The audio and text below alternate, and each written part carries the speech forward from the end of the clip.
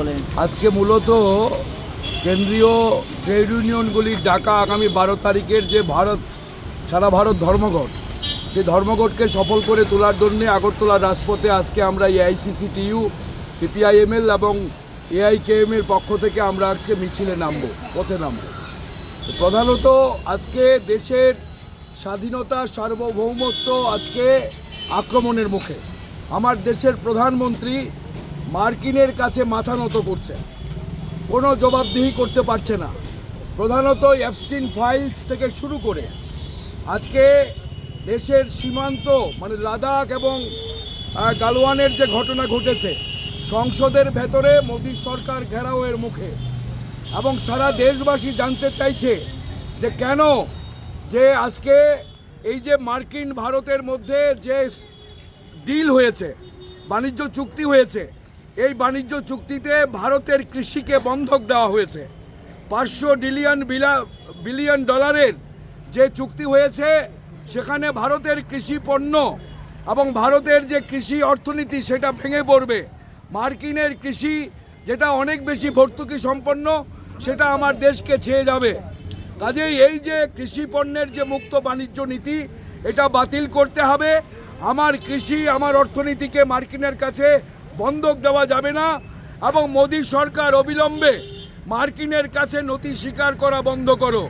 আমরা দেখেছি যে এখন যেটা শুল্ক কমানোর কথা বলেছে 18%, এটা একদম মিথ্যে কথা। 18% শুল্ক কমানো হলে আমরা জানি আগে ছিল 2.5%, এখন 50 থেকে 18 করেছে। অথচ কৃষিপণ্য, মার্কিনের কৃষিপণ্য আমার দেশে ঢুকবে, সেখানে 0 ট্যারিফ লাগানো হয়েছে, 0 ট্যারিফ লাগানো হয়েছে। কাজে আমার কৃষির সর্বনাশ হয়ে যাবে। মোদী সরকার আজকে এপস্টিন ফাইলের কারণে এবং মোদির বন্ধু আদানি যে মার্কিন দেশে ঘুষ মামলায় জড়িত, এই মামলাগুলোর কারণেই আজকে আমরা দেখতে পাচ্ছি যে মোদী সাহেব মাথা নত করছে মার্কিনের কাছে। কাজে আমরা দাবি করব যে আমার সার্বভৌমত্ব, আমার স্বাধীনতাকে রক্ষা করতে হবে। আগামী 12 তারিখের যে বন্ধ ট্রেড ইউনিয়নগুলো ডেকেছে, সেই বন্ধকে সফল করে তুলতে হবে, এবং আমার কৃষি, আমার দেশের সার্বভৌমত্বকে মার্কিনের হাত থেকে মুক্ত করতে হবে। দ্বিতীয়ত হচ্ছে শ্রমকোড, যে শ্রমকোড আধুনিক দাসত্বের শ্রমকোড, এই শ্রমকোড কোনোভাবে আমরা মেনে নেব না। ভারতের শ্রমিক শ্রেণী এটা মানবে না। একদিনের ধর্মঘট নয়, আরও ধর্মঘট হবে, আরও বড় ধরনের আন্দোলন হবে।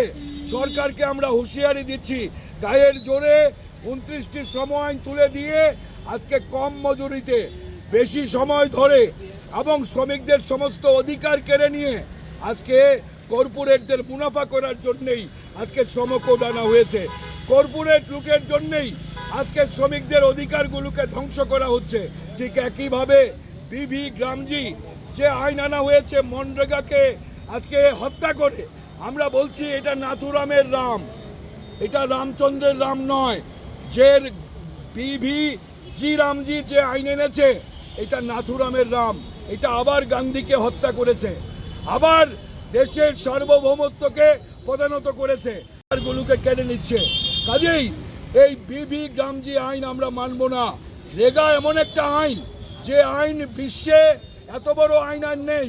50 কোটির উপরে মানুষ এই জব কার্ডের অধিকার পেয়েছে। আজকে 100 দিনের আইনি গ্যারান্টি কেড়ে নেওয়া হয়েছে, এবং কেন্দ্রীয় সরকার সমস্ত আইনটাকে করায়ত্ত করে সে ঠিক করবে কোথায় কি বাজেট বরাদ্দ হবে। আজকে গ্রামের পঞ্চায়েতের হাতে ক্ষমতা, সোশ্যাল অডিট, আজকে 100 দিনের তার যে কাজের অধিকার, মজুরির অধিকার, এবং কাজ না পেলে বেকার ভাতা পাওয়ার অধিকার, এই যে ধাপে ধাপে যে আইনি অধিকারগুলো গ্রামীণ দরিদ্র অংশের অদক্ষ শ্রমিকরা যারা 2004-এর পরে এই আইনি অধিকার পেয়েছে, মোদী সরকার এই অধিকারগুলোকে কেড়ে নিয়েছে। কাজে এই বিভি রামজি এটা বাতিল করতে হবে, মনরেগা পুনর্বহাল করতে হবে। আর আমরা বলছি আমার আজকের মিছিলে আমাদের যেটা প্রধান দাবি, সেটা হচ্ছে এসআইআর। এই এসআইআর হচ্ছে একটা অসাংবিধানিক প্রকল্প, সার্বজনীন ভোটাধিকার মানুষের কেড়ে নেওয়ার প্রকল্প। বাংলায় আমরা দেখছি আজকে লজিক্যাল ডিসক্রিপেন্সির নামে 1.5 কোটি মানুষকে নোটিশ দিয়েছে। আমার রাজ্যেও এরপরেই এসআইআর হবে। কাজে এসআইআর হচ্ছে যেন তেন প্রকারেণ আজকে নাগরিকত্ব যাচাই করার নামে আজকে মানুষের সার্বজনীন ভোটাধিকার কেড়ে নেওয়া, কাজে এসআইআর বাতিল করতে হবে। আর বেসরকারীকরণের সর্বাত্মক বেসরকারীকরণের সরকারের যে প্রকল্প, এটাকে আমরা বাতিল করতে হবে। এই দাবিগুলোকে সামনে রেখেই আগামী 12 তারিখের বন্ধকে সফল করে দাবিকে সামনে রেখে আমরা আজকে এই রাজপথে নেমেছি। ধন্যবাদ।